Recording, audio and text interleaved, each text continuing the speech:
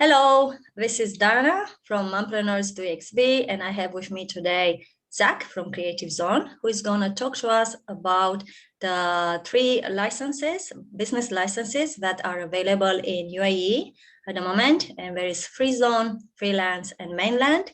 And he's going to present to us what they are about, what's the pros and cons between each other, and anything that might come up.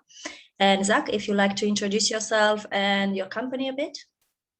Yeah, definitely. Hello, everyone. Again, just following up from our previous Q&A. Again, if you were there, good to see you all again. If not, then welcome. Pleasure to be introduced to you. My name is Zach from a company called Creative Zone. So Creative Zone, a bit about us. We are a company formation specialist, and we've been operating in Dubai and the UAE for nearly 11 years now. We're the largest company formation specialist here. And we also expanded recently to Saudi Arabia and Qatar. So we're an ever-growing company. But yeah, more than happy to go over a couple of questions. So I'll kick it right off. So first off, as Dana mentioned, there are three options. First of which is a mainland, second of which is a free zone, and then the third of which is more of a permitting, but again, we'll get into this, is a freelance. So first off, being the mainland. Now, this is directly with the government of central Dubai. There are a couple of them, but we'll discuss Dubai for today. It's with the DED, Department of Economic Development. There's one in Dubai, there's one in Abu Dhabi, and there's one in Sharjah, to my knowledge. There's more sort of developing day by day, but those are the main three, and we'll discuss Dubai. So this sort of jurisdiction is directly with the government of Dubai. And is the main benefits of this sort of setup is first off, reputation. Now, having a central Dubai company, regardless of free zone or mainland, is going to do wonders for things like external investors from overseas. Obviously, they may not be as friendly to a Northern Emirates free zone like Sharjah when in comparison to Dubai. Second of which, the visas that you get under the license are Dubai-based visas, which means that first off, if you have an employee or yourself are new to Dubai, you get all of your documentation. So your, let's say your driving license will be in Dubai. All medical tests for the Emirates ID process will be in Dubai. All of your vaccinations, importantly, will also be in Dubai. So things like that, that's more beneficial on the personal side. Now, on a business side of things, you can do business with any entity throughout Dubai and the UAE. So government entities, banking entities, the oil sector, everything is available to you. Second of which, you can have office space throughout the entirety of Dubai. There's no restriction, there's nothing like that. So you can see where it's maybe tailored to sort of the larger companies potentially. In that sort of regard, the ones that want to have the client-facing office space, the client-facing presence, that sort of thing. Now, lastly, the major thing to note about the DED is for things that are called approvals, external approvals. Now, these are approvals from entities and municipalities from specific areas. For instance, the RTA, the Road Traffic Authority. For anything transport. For example, if you want to set up a taxi service, you have to get an approval from the Road Traffic Authority, the RTA, and that can only be done through a DED entity or a mainland entity. So these sort of things, for instance, education, for another example, anything that you want to get certified for an educational certificate, or if you want to get it attested, something like that, you need a KHDA approval, which is the Education Authority, Education Municipality. So that is where you would need to get a Dubai DED license. Obviously, there are other licenses like marketing management, which doesn't require an external approval. But if you're, let's say, a marketing company that wants to get an office, that's in Dubai, and they want to market for an oil company, no brainer, it would be the DED. So that's a bit about that. We'll move on to a free zone now. Now, free zones are tailored more in terms of flexibility. So they're more tailored towards, let's say, remote working, or people who are new to Dubai, but they want to have a company, or they want to be sort of go back and forth between countries. They don't need an office space, things like this. So there's 53 different free zones in the UAE. So there's a lot to choose from, a lot of competition, which is always good for the end user, because it does drive down prices, which is fantastic for, as I say, for the end user. So there are Dubai-based free zones, which are the likes of Dubai Media City, DMCC, Dubai World Trade Center, Dubai South, Dubai Silicon Oasis. There's a multitude of them. There's also some in the Northern Emirates, like Sharjah Media City Free Zone, Shams, which a lot of people know. There's also the oldest standing free zone in the entirety of the UAE in Fujairah, which is Fujairah Creative City, which has been operating for 14 years now. So there's a lot of choice here. Now they do all like specifying certain things. So Sharjah Media City is more towards commercializing, trading, e-commerce particularly, Fujairah more towards the services, but as a general sense, they are all wholly accommodating to many, many activities. So the main benefits of a free zone, first off, none of them, other than specific Dubai-based free zones, let's say Jebel Ali Free Zone Authority, which is a notorious industrial free zone, which obviously would require things like a warehousing space, things like that, like general knowledge storage. But for the vast majority of them, they don't require an office space. There's no annual auditing, other than Ras Al Khaimah Free Zone. They're an outlier, but there's no annual auditing, which means you don't need to get an accountant or anything like that. Easy to set up. No paid up share capital, which is like a deposit, I suppose, to relate it to. So the share capital of the country, share capital of the company is all virtual. So you can see where it's just a bit more flexible. We can actually, they've started rolling out policies, particularly in Fujairah Creative City, where we can first of all process the company completely remotely. Let's say if the individual has been here once before, the free zone company, as a rule of thumb, can be formed completely remotely. Any visas, the initial application in Fujairah can actually now be done from overseas, which is a huge benefit, where it means that nearly half the company, the full company process, be that company plus trade license plus visa plus banking in the end goal, can nearly all be done virtually or remotely, which is fantastic. And they're more tailored towards that flexibility sense. Now, the only real drawback in comparison to the mainland would be that first off, you can't get approvals under free zones, and that's designated to just the ED. Second of which, you can't, so under company's law, you cannot transact in the mainland with a free zone company.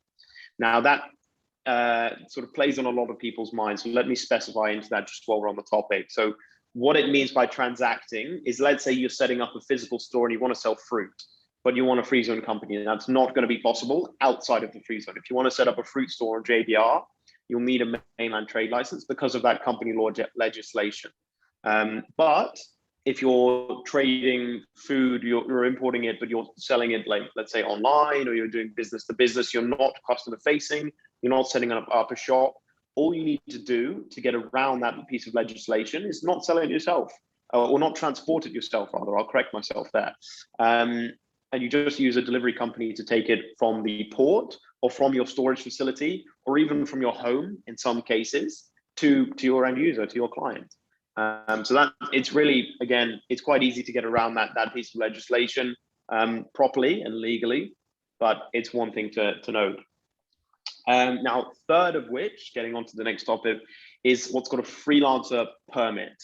Now, these aren't actually something that Creative Zone does. Now, freelancer permits are quite a new concept to Dubai, and it was created as an initiative for people that are overseas that want to that either come on holiday first off, or they're working overseas and they're still on holiday, or particularly during COVID, when a lot of people traveled here and they couldn't escape, or I say escape, couldn't get out, couldn't travel back. It was created as that sort of initiative where people would get first off a permit, and attached to that permit, they would get a visa. And this permit, in some cases, which is usually more expensive, can have an activity, usually, if not always, a services activity. So let's say, for an example's sake, I was working in the United Kingdom for a marketing company. I came to Dubai on holiday, and then Dubai went into lockdown. I couldn't get home, but Dubai released this initiative where I could either ask my company, or if I owned the company, or if I was doing it on as in working remotely from a business over there, I could apply for this permit. And then from that permit, doing a marketing activity, I could get a visa. And this is usually for 1 year. Now, the downfall is, the advantages really stop there. The downfall is because it's aimed at being a temporary solution, it's on an individual basis, which means if you're looking to build a brand, build a business, it's not going to cut it. You can't establish a company name. Second of which, you can't draw up contracts with other companies locally here. So if you're looking to invoice clients, if you're looking to generate clients, not going to work. Third of which, it's not a limited liability structure, touching on that first point, that you would normally get with a company, meaning that because you're doing it on an individual basis, if the operation or business or operation that you're running goes into debt or doesn't work out, your personal assets are liable for collection for any outstanding debt, which isn't going to happen in a free zone or mainland jurisdiction, because you have that limited liability, and it separates your personal from your professional. So your personal assets aren't liable to be collected. It's also, as I said, very restrictive in terms of banking, where you can't obviously get a corporate bank account, which again touches on that separation from personal to professional. You have to use your personal account. So the drawbacks do carry on, particularly first off, it's actually not very price competitive when you're comparing with Northern Emirates or Dubai free zones, where for price comparison, Sharjah Media City, they're doing a package currently, which is 17,500 dirhams, inclusive of a 3-year visa and a company trade license with the limited liability, all of the benefits that I just listed, a corporate bank account, etc., etc. Whereas for the equivalent of a 3-year visa and a freelancing permit, it's about 15 to 16,000. So I think that difference of 1,500 is going to do you wonders, particularly if you're looking to build the businesses that I know you mompreneurs are looking to build. So that's a brief overview of the 3 different jurisdictions, the pros of them, and the cons when comparing with the pros. Now, there's not really any inherent cons. So it's very, very easy, and it's getting easier day by day to open a company here. It's a great place to be. Obviously, there's also 0 personal and corporate tax, which is a fantastic thing. I believe there was a few questions in the Q&A that we had on VAT. A lot of people get confused by this, so I'll lay this out now. Now, VAT is 5% first off, and it's only calculated for local clients.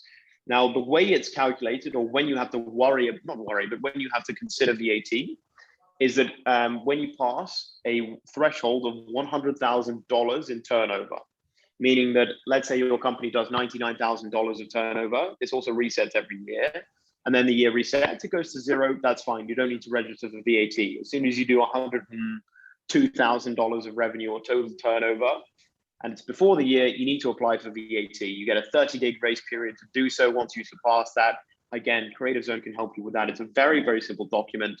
You apply for what's called a TRN, tax registration number. It's only about 1,000 dirhams. It lasts for the whole year. Very, very straightforward. And then all you have to do is start charging your clients, your local clients in the UAE, 5% VAT. That's it. That's it. So yes, again, just to cover all of the details off. Yeah, you mentioned $100,000 or dirhams for the VAT? Dollars. So Okay. that's about 367,000 dirhams, I believe. Okay. So it's dollars. Okay. Yeah. Great. Now, many mompreneurs are just starting mainly on services or small products like homemade products. And so which visa do you think would be best for them? So I think homemade products, particularly if they're selling it online, which I feel like e-commerce is mainly the way most people start before they start generating capital, setting up stores, things like that.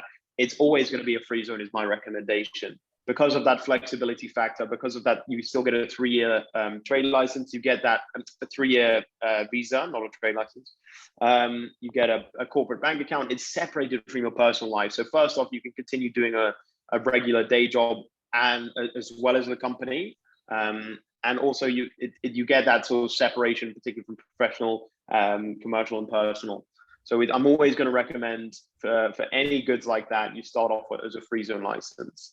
Now, again, most likely an e-commerce activity, which is selling things online. The activity name of e-commerce is retail sale of any kind of good via the internet. So you don't have to specify your goods. You don't have to do any complicated things like that. You just you create your website, start the marketing. We'll handle the business license side of things, and then you can start. Great. Okay. All right. So let's. Anything else you'd like to add before we conclude? I think we had. We completed what we set up this to do, to say the difference, definitely. what's about them and the difference between them. And let's see how this goes from here. Thank you very much. Yeah, definitely. My pleasure. And to the mompreneurs who will listen to the videos, if you have any other questions, just send it to me, and then we'll forward it to Zach, or maybe, you contact Zach directly and he will assist you with it. Yeah, I'd be happy to. So if you want to contact me directly, it's Zach, Z-A-K, at creativezone.ae. Creative Zone is all one word. Okay, great. Thank you. Bye. Thank you. Take care. Bye-bye.